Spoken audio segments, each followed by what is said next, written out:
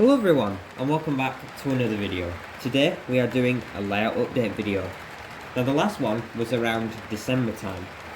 So quite a bit has happened in about the 4 months. Probably about 5 on the date it was put up. So you can probably see a few things in shot.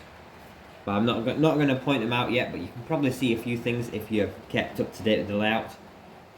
So without further ado, let's not waste any time and get straight into what things have changed or been added to the layout.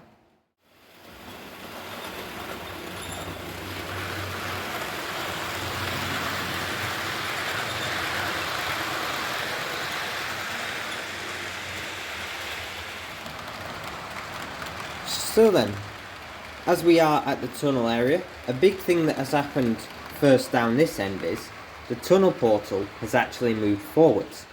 Now obviously not really much has occurred around here, but I had to move the tunnel mouth forwards from being in line with this mountain area that I added on the end, because I had the tunnel mouth that far back and thought, well, there's a gap, so I built an extra section a long time ago now in past updates, just so the tunnel would in line. However, it turns out the carriages like the Mark 5s, more specifically the Mark 4s, and probably the IET carriages are quite long, so they were getting quite close to almost clipping the tunnel mouth, and I was not really happy with that, so I decided to move it forwards. Our other plan is we might actually put it back in that position, but we might cut in the middle of the tunnel mouth, just like in between the two weirdly looking birthmarks I've put on there from like things like the Clag and Soot. But we might cut in the middle, separating the tunnel, and add something like a little stone in between, like a little like memorial plaque or something like that you sometimes see on the tunnels. This will make it slightly wider, and we'll be able to be better positioned further back, just at the end here, as I was just showing you a minute ago. That means the trains then won't possibly come close to clipping. Moving on, we have got this light, which is very bright, if I just focus on it. This is an LED lamp on a nice little tripod thing here. That is just currently clamped there. It provides better lighting for this whole area, because since when I did a bit of grass and stuff on this, which I will go over again in the future, especially with static grass when I can think of putting the money towards one of them. Obviously this used to be white, and with the window here, which I currently got the blind down, the sun was obviously hitting this and refracting light at the trains here. Whereas when I painted it green and then put grass on it, it obviously made it a lot darker in this area, and the trains were becoming very dull. And filming this, which is a really nice area if I just put the camera here, as you can see it's a really beautiful view. The trains, as you're looking at them now on this left hand side, were just very dark and not very nice to look at, because they were just so dull. Whereas this light, this nice LED light, which I can change the colours of, like to a more orange or a blue tint variant, or this nice bright white, really does pick out the scene a lot better. We also have now got some brown dirt, which is just patched down there alongside the wall. It really does make this wall work better with the ground, and it doesn't look as stale as what the just standard brown paint was. That was, you can just see a bit there where the glue hasn't stuck the brown dirt. This is actually what I used for this is actually just some like a weird orange coloured ballast.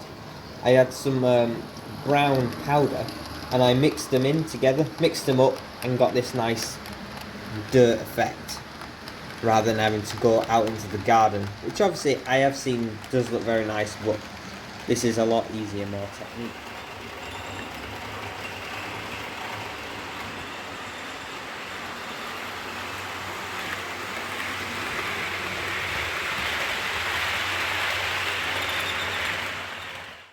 Now on to the area that has had probably the most improvement since the last update. is that hill. As you can see, it's now got grass all over it. It just really brings it together compared to it just being all that brown, which you can see from just down there.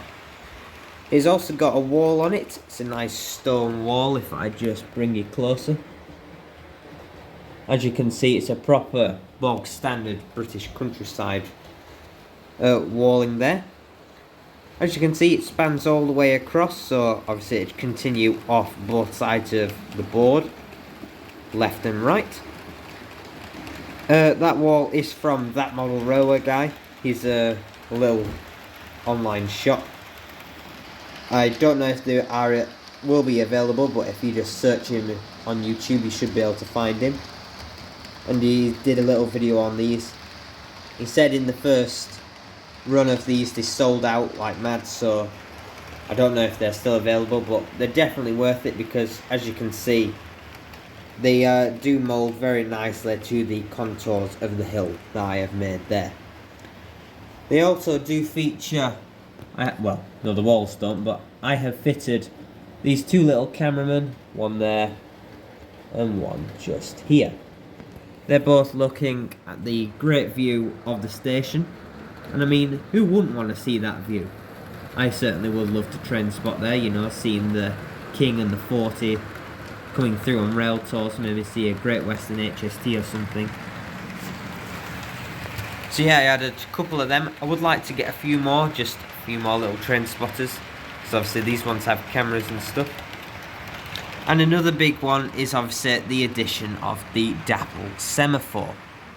Now this is just a standard single pole home signal, and obviously controls trains on the Heritage Line and prohibits them from, or allows them going into, platform number 1 there, just on the outside, just here. And I will just show you a little demo after this clip of the signal working.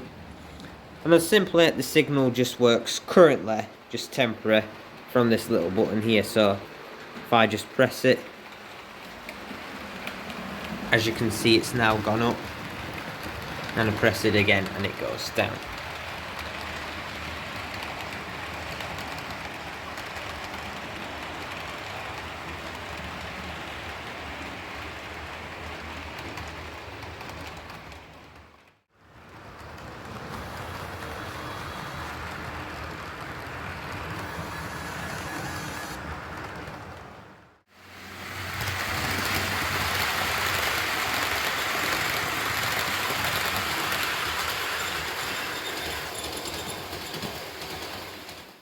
So if we just move on now from the signal, which as you saw, it was very good and does work nice. We move on to the final area of improvements that I have done since the December update. Is I've added more of that dirt into the depot area. As you can see, I've gone up to the road here, which is just where the signal box is. So obviously the road is here on the left, the dirt mark or dirt road path, whatever you want to call it, is just following from the right. And as you can see, it really does make their look so much nicer. It really pulls the scene together now. And I did actually then move on and encompass all of the track work down here as well, to really make this scene look so much nicer. Just bring it a bit more brighter. So as you can see, it really does make the yard seem more dirtier and grimier, rather than just seeing all that like foam plastics like I've got here for the platforming onto the shed. And as you can see, it follows all the way around. Now down here, as you can see, if I just remove this wagon, I have actually covered or ballasted these two rear tracks with that dirt ballast, because I saw it as more area that would be a bit more overgrown, especially since I'm just using wagons, two like older style abandoned wagons just sat there. Seems more like it would be an area that's not well kept and is more like the grimy grounds that surround it, rather than using the ballast that I've used for the main 3 lines there.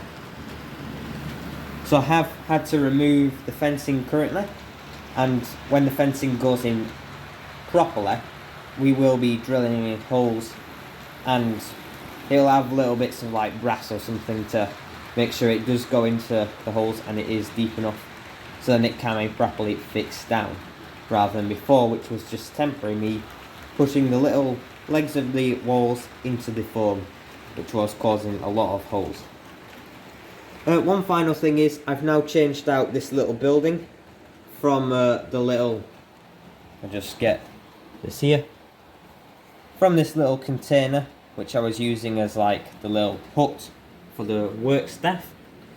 I've now changed it to this more accurate looking little facility building, as you can see here.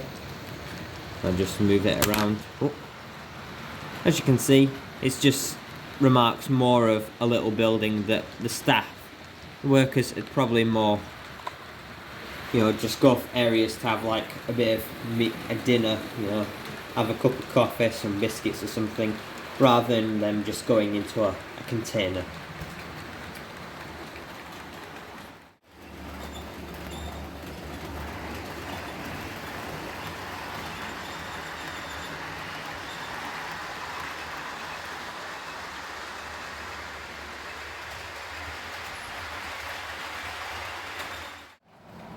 So then, that concludes today's layout update. I hope you guys have enjoyed and can see quite a bit of progress has occurred from the dirt around the depot up towards the tunnel mouth, the new light to make sure we get a bit better clips down that end, the wall just below here, the signal, the little photographers, the scatter grass all on this mountain or hill area now.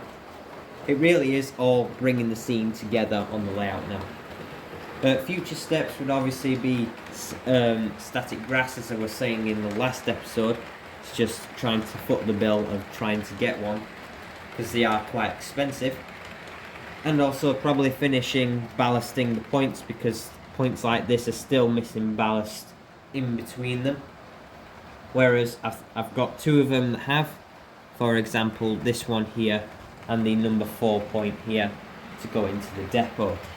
Only those two have been done, so there is still the double slip and these left hand point up there, and the crossover down there, and the point to come into this track here. Another thing would be to use a spray gun, learn how to use one of them, because me and my dad do have one of them. And I've said the spray gun would be very good to get nice painted tracks rather than just this mishmash of areas where I've painted it with a brush and other areas such as that. So then, that pretty much concludes today's layout update. I hope you guys have enjoyed.